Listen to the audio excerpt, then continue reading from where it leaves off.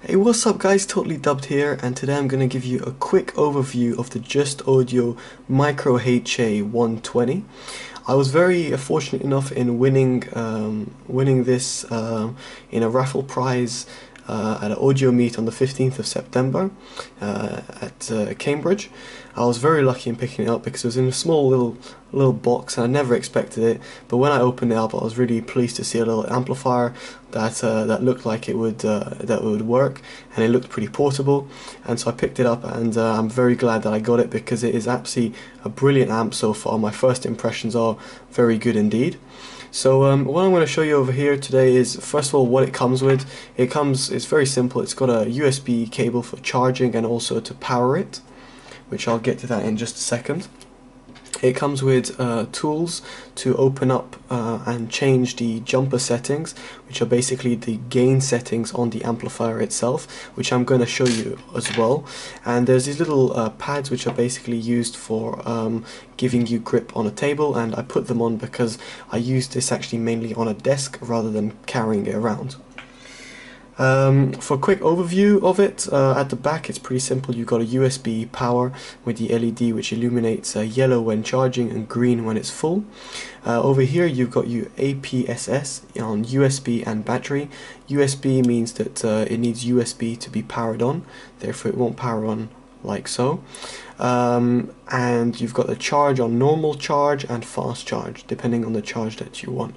I've just left it on normal charge, and usually I use it on battery. The difference between USB and battery is depending on the output, the wattage output of the amplifier. When it's on USB and therefore plugged in, it gives you a higher output in comparison to when it's on battery. But the output itself, even on battery, is very strong indeed. So this is the revision B, as you can see over there, 115, so it's 115th production unit. So what I'm going to do now is show you guys, first of all, a quick demonstration of it working, and also I'm going to be using the Just Audio black and gold interconnect, which was also in the package. Here you can see information of the interconnect itself. As you can see, it's a 10cm cable, silver plated, multi-stranded OFC conductors, and it is very nice. It is, as they say, flexible, as you can see, like so, and it is very nice. I love the finish that's on that jack right there, the JA. It's a Just Audio symbol right there. It looks very nice indeed. So what I'm going to do is plug this in and plug in my Denon AHD2000, which have been modified with a wood cup and a cable to show you that it actually works. So this is currently on high gain setting, and gonna get open power amp, as you can hear.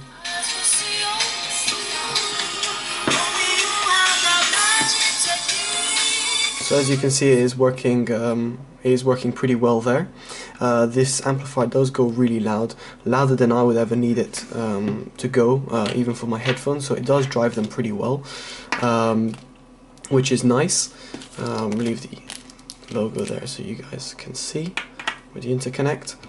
And so now what I'm going to do is actually open up the amplifier to change the jumper settings. This is basically to change it from low gain to high gain. So currently it's on high gain, and I'm going to be switching it down to low gain. I'm not going to actually switch it, but I'm going to show you how to do it. But anyway, first of all, what you want to do is disconnect the battery. So first of all, what I do, I change this to USB so that it can't power on, and then I'm going to unscrew this. So unscrew that, unscrew this, and this will remove the back plate, like so. This comes out like that. Then there's this little foam piece of material that you want to remove, and we want to come and put that back when we come to assemble it again. So over here, as you can see, you've got the battery which goes in there and plugs in there, and what we're going to do is wanting to open it. Now this is a little bit of a delicate job. It does take a little bit of patience, a little bit of yeah, just left and right basically is what I suggest. Just constantly keep tugging it left, keep tugging it right, and eventually it will come out. It does take a little bit of wiggling out, but this time it wanted to come out pretty easily, and as you can see, I've got the cable out there. That was very quick. I did this removal just previously with another video that I made, but I wasn't happy with the video output, so I decided to remake the video. So here's the second attempt. As you can see, I'm a bit more familiar with it because I've taken apart and reassembled the amp 3 times now, and it's been very easy to do so. So as you can see, quite a quick job, doesn't take long. I suggest having patience when taking out that battery bit. It doesn't come out first go, but it does take a little bit of a while. So as you can see, when you slide out the thing, it's going to slide out and the battery is going to remain intact, and you can slide out the board completely like so. The board goes on the bottom level over here, and as you can see on the top level over here we've got the battery. The battery can also be removed. Unfortunately, the information of the battery has been taken out, so we don't know what the battery is on there, but anyway, it doesn't really matter as long as I know it powers it on. The material quality is very good. As you can see, it's solid right there, very nice material. And so here is the board. You can see the back and the front. Here's the front bit and the back bit of the board, and the top and bottom. So here are the jumper settings. So as you can see, you've got the little pins over here. Now these little pins come out, so very easy to do. Just take them out as you do like that, and you've got pins. And if I want to put it on low gain, basically I have to move these 2 jumpers to the right by one thing. So meaning the little thing on the left side stays like so. As you can see from the video, you'll be able to see like that the jumper is free on one side, and that basically turns your µHA-120 into low gain mode, which means a lower output.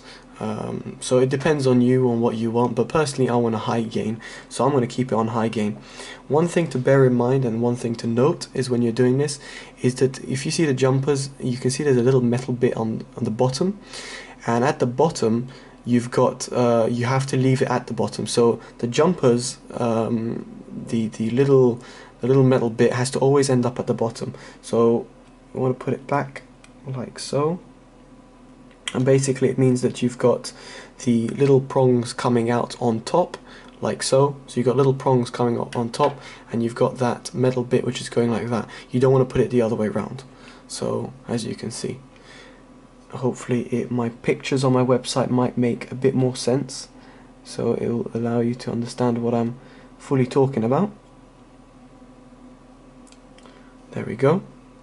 So now we're back on high gain. So there we go. Now I'm going to assemble it back up, as simple as it is.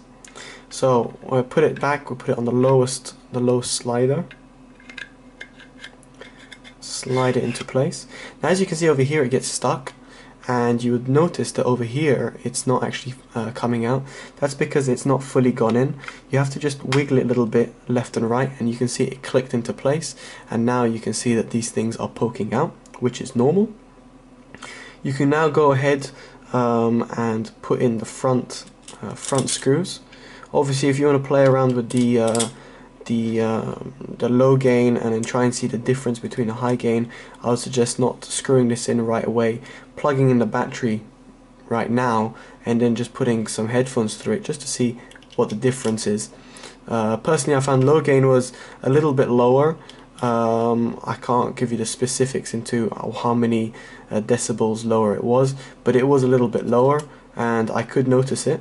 But personally, as I want to be driving these headphones like the D2000s, I prefer high gain, also because I'm kind of deaf, so it helps me hear my music better. So as you can see, I've placed the battery back into its socket, and once it's put into its socket, you just want to go from the top basically and then push it down so it goes into place. Then check the sides to make sure it's in, and there you go.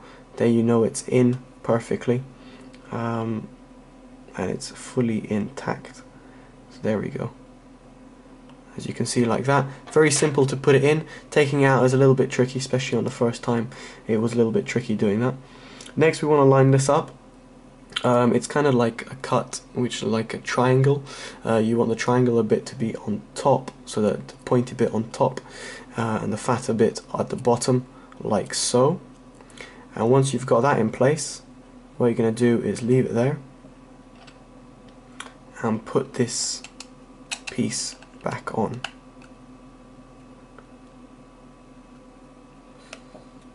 There we go.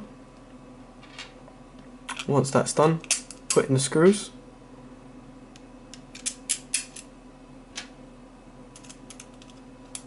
And tighten it up.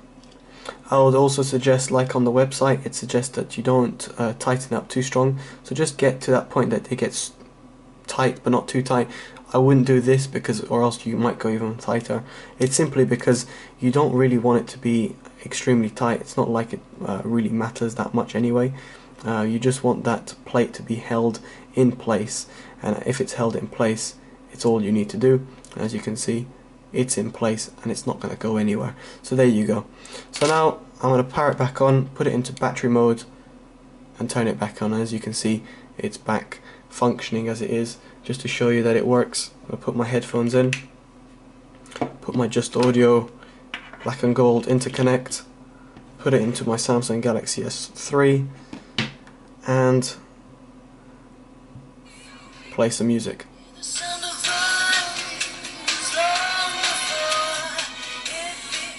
So there you go.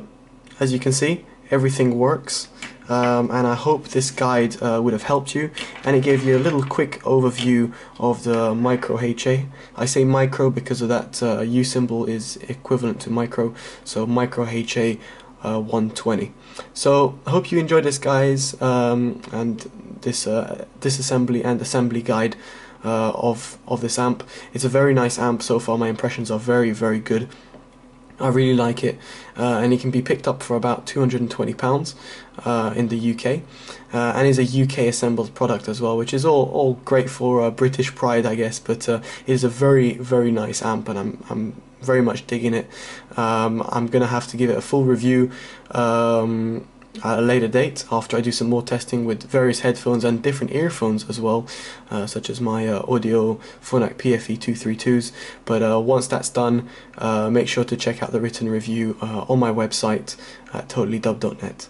Alright guys, I hope you enjoyed the video. Take care. Bye bye.